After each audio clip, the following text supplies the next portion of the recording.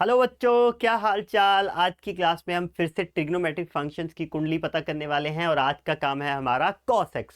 तो cos x का graph बनाएंगे, पूरी की पूरी कुंडली उसकी मैं लिखने वाला हूँ। बहुत ही छोटा लेक्चर होने वाला है।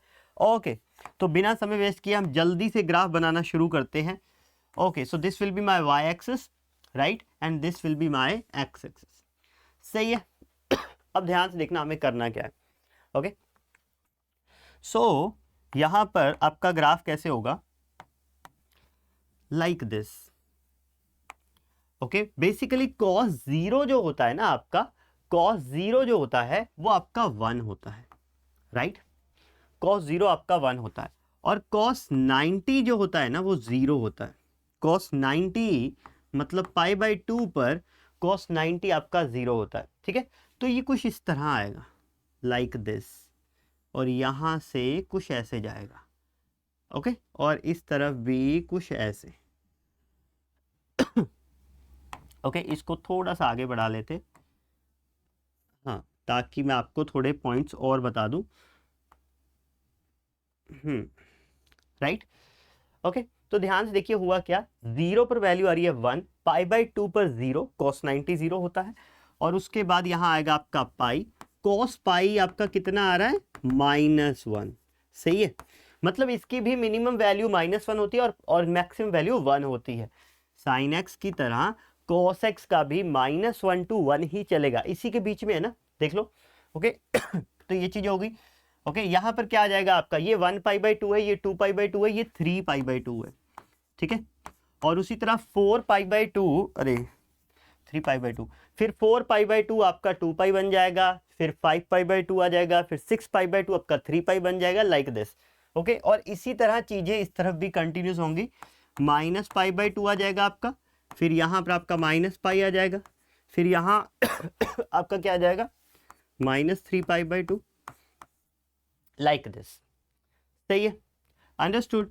फिर ये आपका -2π, लाइक दिस। तो ऐसे इसका ग्राफ चलता जाएगा।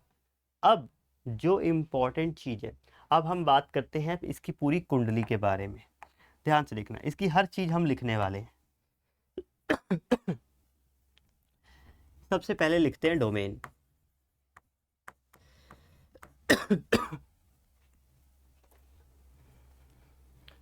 डोमेन क्या है हमारे पास, डोमेन क्या है, all the possible values of x for which your function is defined. कोई भी वैल्यू पुट कर लो, सबके लिए तुम्हारा ग्राफ आ रहा है।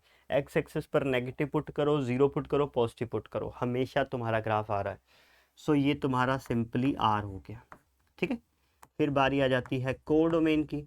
जैसा कि मैंने बताया हुआ है कि कोडोमेन तो हमें क्वेश्चन में हमेशा दिया रहता है, तो कोडोमेन तो हम आर ले रहे हैं, ठीक है। फिर रेंज आ जाता है।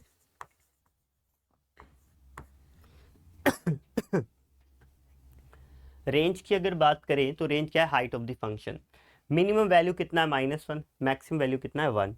और अगर मैं टॉर्च मेथड भी लगाता हूँ यहाँ पर, अगर मैं टॉर्च मेथड भी लगाता हूँ तो उससे क्या होगा कि इस पूरे की शेडो y एक्सिस पर कुछ इस तरह आ जाएगी, ठीक है। y एक्सिस एक दीवार की तरह है, तो इसकी पूरी शेडो जो है वो मेरी यहाँ पर आ जाएगी। ओके, इस पूरे ग्राफ की शेडो तुम्हारी y एक्सिस पर आ गई।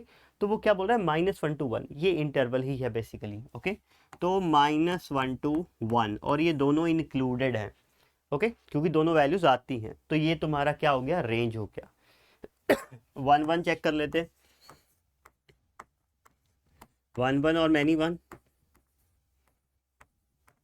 1 1 और मैनी 1 कैसे चेक करते थे, HLT लगा दो, horizontal line test, simply. Okay, HLT लगा दो, या ध्यान से देखना, ये लगाया मैंने HLT। ओके, मैंने एक line parallel to X axis draw कर दिया। ये तो बहुत सारे पॉइंट्स पे कट कर रहा है, 1 2 3 4, अभी तो मैंने ग्राफ आधा बनाया है, ठीक है।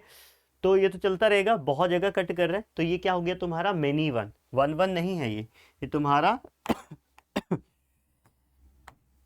मैनी 1 हो जाएगा। सही है, तुम्हारा मैनी 1 फंक्शन हो गया। दूसरी चीज और क्या कर सकते हैं, अभी हम चेक करते हैं onto and in to.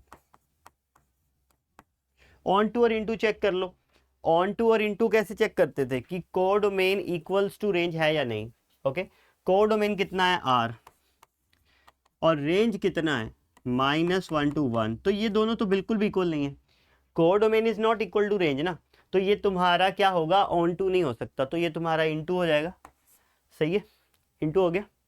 उसके बाद आगे चले, इवन ऑड चेक कर लेते।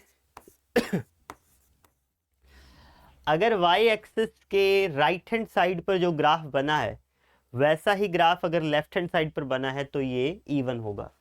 तो ये रहा वाई एक्सिस की इस तरफ ऐसे जा रहा है और ऐसे जा रहा है, पहले ऊपर फिर नीचे, और इधर भी तो ऐसे ही है, पहले ऊपर है फिर नीचे।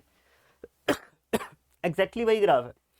इसको अगर आप फोल्ड करेंगे ना ऐसे, अगर आप इसको ऐसे फोल्ड करेंगे, it will definitely overlap each other.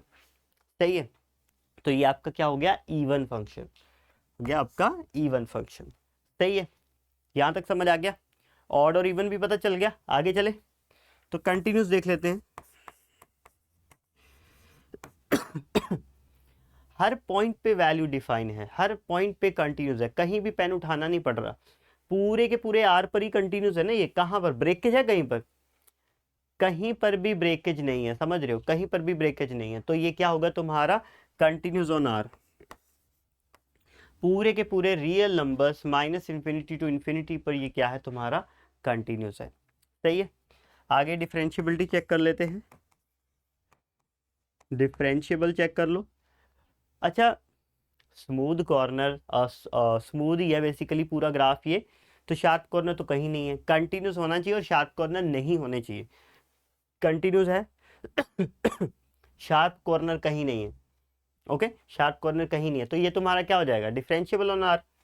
पूरे के पूरे आर पर -∞ to ∞ किसी भी पॉइंट पर देख लो, ये हमेशा तुम्हें डिफरेंशियबल मिलेगा। डिफरेंशियबिलिटी का मतलब यही है, यूनिक टेंजेंट ड्रॉ करना, और उसके लिए आपको स्मूथ सरफेस ही चाहिए।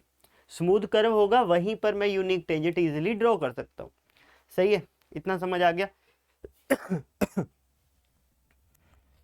हाँ, बस ये एक छोटा सा लेक्चर था हमारा कोसेक्स का। तो आज के लेक्चर में हमने सीखा कि कोसेक्स को कैसे ड्रॉ किया जाता है, कोसेक्स की कुंडली क्या होती है। सो नेक्स्ट लेक्चर्स में हम और ग्राफ करने वाले हैं। Thank you so much for watching, all the very best and bye.